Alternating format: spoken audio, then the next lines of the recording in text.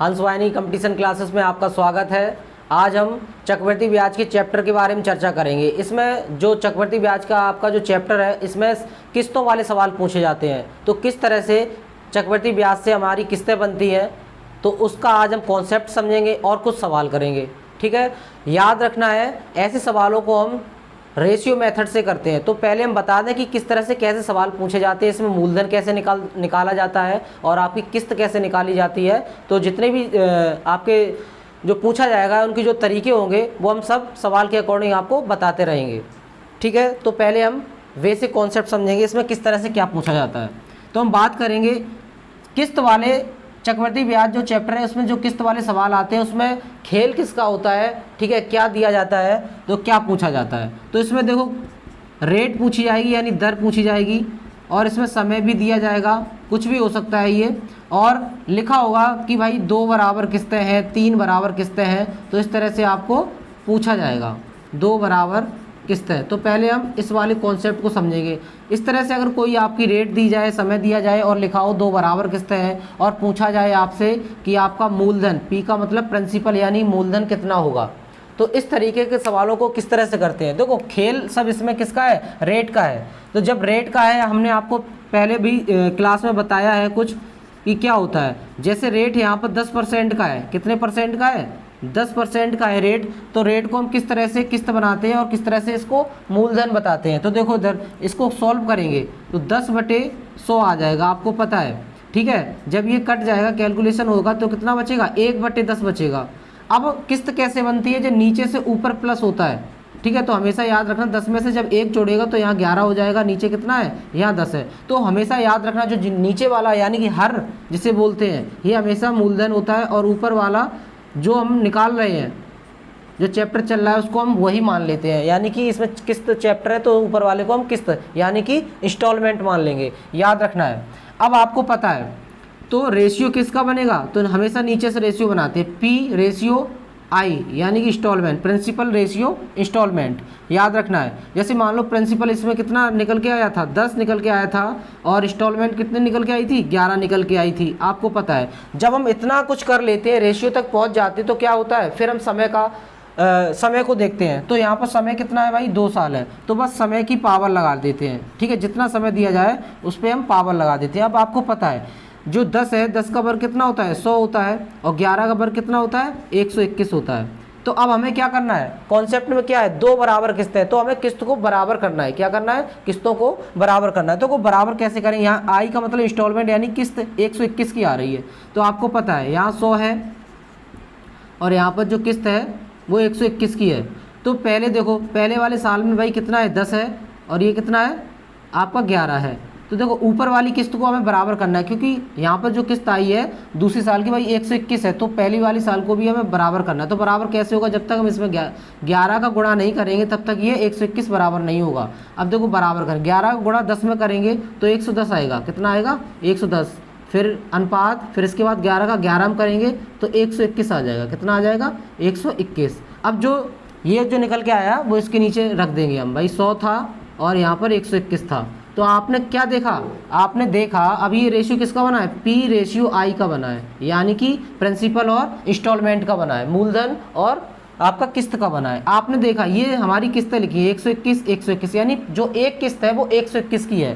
तो यानी कि ये देखो ये आपका आई निकल के आ जाता है, और इसको जोड़ेंगे, जब हम इसको जोड़ेंगे पी को प्रिंसिपल को तो कितना निकल के आ रहा है, ये 210 निकल के आ रहा है। ठीक है, और इसको किस्तों को जोड़ेंगे तो कितना निकल के आ रहा है भाई, ये 2 4 2 यानी कि 242।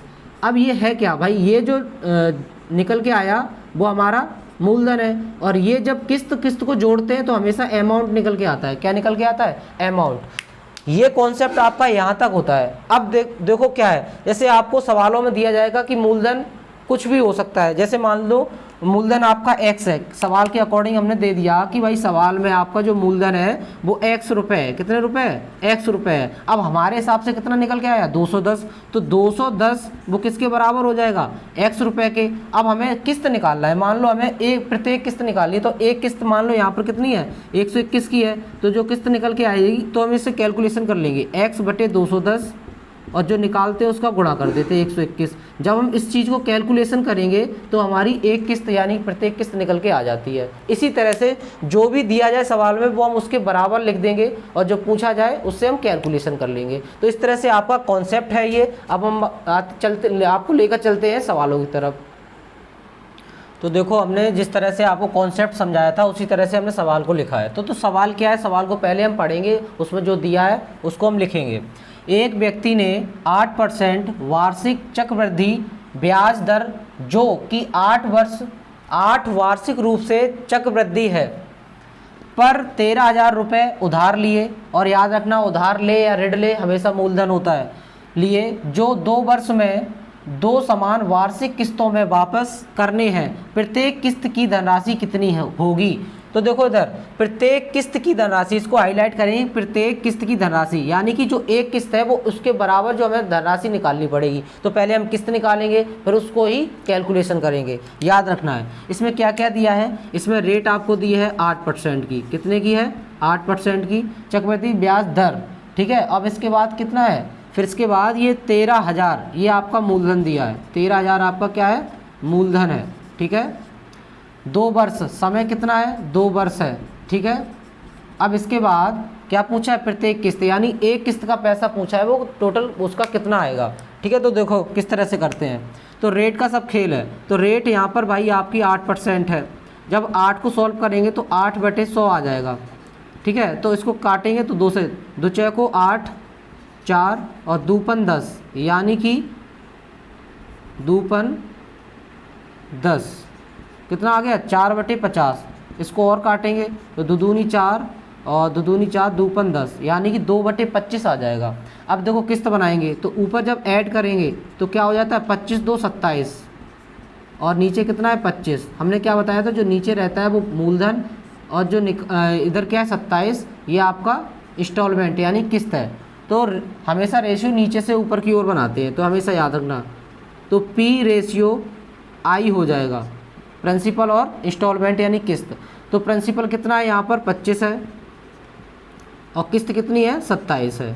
अब जब हम रेशियो बना लेते हैं तो हम समय को देखते हैं। समय आपका कितना था? 2 साल का था, तो 2 की पावर लगा देंगे हम रेशियो में। याद रखना 25 का वर्ग कितना होता है? 625 और 27 का कितना होता है? 729। कितना होता है? 729।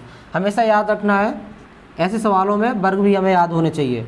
अब आपको पता है किस्त हमें कितनी निकल के आई? हमारी 729। तो हमें ऊपर वाली किस्त को बराबर करना है। तो यानी कि पहली साल का कितना था? 25 और 27 था। ठीक है। और नीचे कितना चल रहा था? 625 और 729। ठीक है। क्योंकि इस किस्त के बराबर करना है ऊपर, तो हम इसमें क्या करेंगे? जब इसमें हम 27 का गुणा करेंगे, आपको पता है 27 का गुणा करते ही हमारी ये वाली किस्त इसके बराबर आ जाएगी। जब 27 का गुणा 25 में करेंगे तो आपका कितना आएगा? 675 आएगा। कितना आएगा? 675। ठीक है। और जब 27 का 27 में करेंगे तो आपका कितना आएगा? 729 आएगा। ठीक है। तो यानी कि ये यहाँ पर कितना था? 625 और ये आपका कितना है? 729 है। याद रखना। तो इधर देखो ये P था और ये I था। आपको पता है हमें किस्त बराबर हो गई मेरी 729। अब पूछा क्या सवाल में? पूछा आपका ये था कि प्रत्येक किस्त की धनराशि यानी कि क्या पूछा था? इंस्टॉलमेंट पूछा है। याद रखना है। अब देखो इधर इसको हम ऐड करेंगे। भाई ये कितना हो रहा है?